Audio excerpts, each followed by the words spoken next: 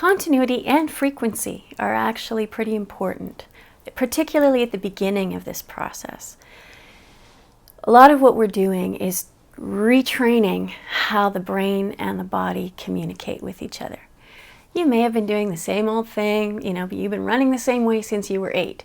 Or maybe you did some training in high school and college and, you learned some techniques along the way. But you've been training pretty much the same way. And there are patterns in your body that are probably fairly well established. All of a sudden, you've got something going on in your knee. We need to look at that. We can treat the knee, but if you keep running the same way you've always been running, the knee may come back, or it may show up in your hip, or it may show up in your back.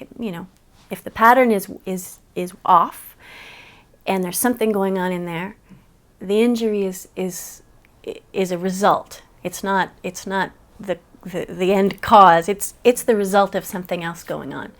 So because we're trying to retrain the patterning, that's something that goes on in your brain. And so we need to reinforce those patterns as often as possible and retrain them and repattern them in a way that is positive. So it's kind of like, you've been going down a beaten track for all these years. Now we're going to go down this little goat path and we have to now actually clear that goat path, clear out the cobwebs, and create a whole different pattern for movement. So that takes some time and it takes attention. So that's why it's really important to come in regularly and frequently and not space it out every once in a while, because you're really not going to get the best benefits by spacing it out over a long period of time.